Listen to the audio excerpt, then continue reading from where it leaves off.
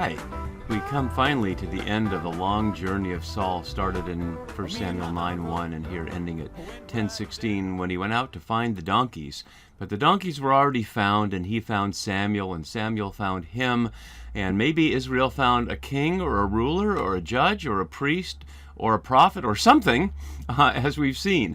But now he finally reaches the end of his journey. And when he does, as you see on the left side of the screen in verse 14, something surprising happens. His uncle comes to him. And if we just go back up a couple of verses here, you can see that this is juxtaposed against the question that the people of the place asked at the time when Saul was among the prophets, and who is their father? And the question of father in verse 12 is juxtaposed with the question of uncle in verse 14. But before we get too far down that road, I brought up, as you can see on the right side, two panes of Bible window or Bible Hub, so that you can see something that is not easy to see in the English, which is on the center part here where you can see it says uncle of Saul. So here you can see Saul, and here you can see uncle. But if you look at the Hebrew here, and here's the transliteration as Dode, it looks like this. But on the right side, on the far right side, you see at the top 1 Samuel 16, which is the first time we meet the person who will be Saul's successor as king. Of course, that's David, and you see that here. And if you look visually, David here and Dode are visually identical. As I've mentioned in earlier videos, these little points at the bottom, which are the vowels, would not show in almost all Hebrew writing. They would just be the consonants, the big parts. So uncle and David are parallel here, and so in many ways we can read this as Saul's David said to him, which of course is not literally what's going on there, but in the sense that we already saw that Saul and Samuel's names are word plays, and as we'll see again in the next video, the people shawled for a king, because the name Saul comes from the verb sha'al, meaning to ask, in the same way that Shemuel, Shema, is to hear, and so to Shemuel is in a sense is to listen to God, to Shaul is to ask, and to David is to be beloved, but it's also an uncle. So a lot going on here as we start this, as well as this question of, since we looked at last time using the work of Mark Luchter, that the question of who is their father implied the ability to control this band of priests, this band of prophets, with someone who's presumably their leader, like an abbot in Abbey, named for Abba, or a pope as a papa over priests or bishops. But no answer, of course, is given to who their father, so it's suggested they're just freestanding. But here, when Saul returns, not home as we saw last time, but to the holy place, the Bama, the high place, we're told that it's his uncle who came to him. And so a number of possibilities there. So let's look a little more closely. We already looked at the Hebrew of that, but let's note that it comes up one other time, and I'll jump to that one, where the same word is used in plainly as uncle in this case. So here we see, and the name of the commander of his army was Abner, son of Ner, Saul's uncle. So that's highlighting the fact that Saul is using one of his own family members to be his chief military advisor and leader, which makes perfect sense. But many other times, returning to our note here, word is used only one other time in the Deuteronomistic history, but it's used in Isaiah 5:1 as beloved. Let me sing a song of my beloved in the vineyard. But more importantly, if 61 times in the Masoretic text, which is to say the Hebrew manuscript, 39 times are in the Song of Songs, all as beloved. So how different would it be if we heard Saul's beloved said to him rather than his uncle? And without getting too much into the weeds of the etymology here, some scholars have argued that the simple sound dode, like an English dad or daddy, is one of those primal sounds that babies make, like mama, etc. And we could hear abba and ima, the basic words for mommy and daddy in English, in Hebrew, making that same kind of sense. So if that's the original word, it would mean simply like a loved one, in the same way that mama and dada refer to the primal parents. And that might apply to someone like an uncle, as it is by extension, but it could apply to a wide range of possibilities. And what one scholar has suggested, although it's a little bit dated research at this point, back from the 1960s and early 70s, is that this title could also be used to imply a leader of some other kind, like perhaps the local Philistine leader whose garrison is in Saul's hometown of Gibeah. So if we look at it that way, when Saul gets home with some promise out there, although he hasn't heard it, that he's to save the people from the Philistines. He's going home to a place where the Philistines are in charge of his own hometown. Much like in Jesus' time, the Roman presence would be known throughout the area, and many people would want to be saved from the Romans right from under their noses. Here, perhaps Saul is being called to be saving the people from the Philistines out from under the Philistines. So if we listen to it that way, that the person speaking to him here is the local Philistine leader wondering, where have you been?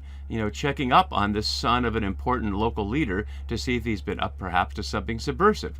And so whoever this is, the blood relative or the symbolic leader of the Philistines, not symbolic leader, the actual leader of the Philistines, but symbolized by the word for beloved, and to his servant boy, who doesn't speak here, where did you go? Because Saul's father, of course, would have known where he went. He went out to find the donkeys. And if this is Saul's father's brother, you'd think he would also know that he went out to find the donkeys. So that's another little piece of evidence, perhaps, that this is not a family member who seemingly is asking a legitimate question here, doesn't know where he went. And Saul replies cagily here. He says, to seek the donkeys. And when we saw they were not to be found, we went to Samuel. And of course, that's not exactly what's happened. That's the first time Saul has said the name Samuel out loud. What he went to do was to go to the seer because the girls going to water told him so. So he ignores completely the fact that he was following first the servant boy's instructions and then the watering girl's instructions, but suggested it was his idea to go to Samuel to help find the donkeys. But of course, that's not what happened, as we know. So then the questioner, and notice that uncle is mentioned 3 times here in the English and in the Hebrew to highlight that in case we missed it. When the authors are clustering words together, that's a real, pay attention note there.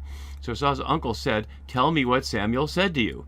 And again, if we hear that as a Philistine leader, we know that in chapter 7, Samuel has already conquered the Philistines once, defeated the Philistines at least, perhaps not conquered, but defeated the Philistines once on behalf of Israel.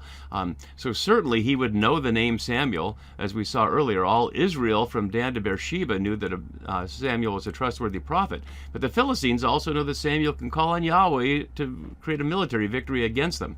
So if that's who we're hearing here, it would obviously be suspicious of whether Samuel is conveying to Saul subversive military instructions.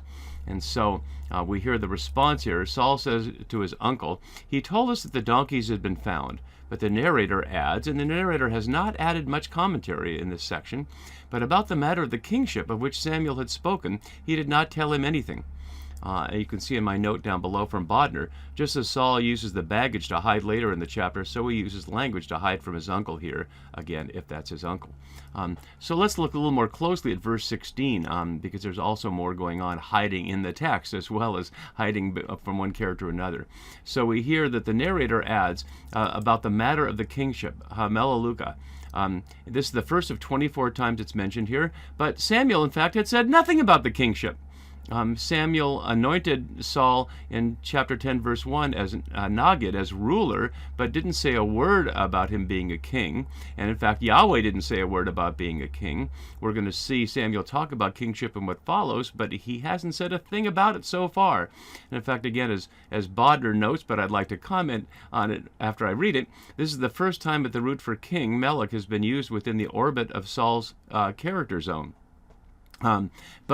But is it still? Because it's within the orbit of his zone, but he's not hearing it. We're hearing it. It's said by the narrator to readers, not to Saul. So Saul still hasn't heard a thing about kingship.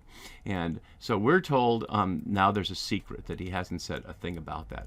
And that's really all we're going to do to finish this. But I want to go back, as I've seen, to the chiasm to summarize what we've seen in this section here. And also briefly to the atlas. So we were just looking at this section here that mirrored this section at the beginning. They set on a journey, he took the servant to seek the donkeys, and now we're told the donkeys, he went out to seek the donkeys and returned home. But again, he's not exactly home. That we saw last time that he's at the Bama, the worship place, and as some commentators have noted, that's a natural place that he would come back to, and it raises a question of geography that we're going to look at as we go. So his home is in Gibeah, but the great worship place that was well known is in Gibeon over here. In fact, as we'll see in 1 Kings 3, Solomon goes to Gibeon to offer sacrifice to celebrate that he's been made king. And so there was a great Bama known in Gibeon. So it is Gibeah here used as a substitute for Gibeon. That's a question we're going to need to look at as we go through this later. Whereas what we're going to see momentarily here in verse 17, the next one, Samuel summoned the people to Yahweh at Mizpah up here. And then later in chapter 12, he'll summon the people in Gilgal over here. So there's all kinds of rivalries or something going on about which city occupies the priority over another, whether that's in terms of worship or in terms of monarchy or in terms of both. And again, we're going to be looking at this question of this rivalry between Benjamin and Judah that will continue throughout this section, with Saul representing the Benjaminites and David representing the Judahites, and the question of whether the replacement of Saul by David is a question of the replacement of a kingship in Judah and Jerusalem for a kingship in one of these places here in this more northern area. So that's where we'll go as we continue. And then finally, I would note that as we continue in this next section, as many scholars have noted, the voice seems to change and we see many inconsistencies, and we can read that either as an agglomeration of sources from different times, or as I'll hope to show you next time from Scholar Wilson's book, that the intentional putting of multiple voices there expresses the later understanding that there was never a consensus about how human beings should relate to Yahweh in terms of leading their own people, but there was always a struggle over what titles and what scope of roles and what scope of authority there was. So we will continue with that next time. See you then. Bye-bye.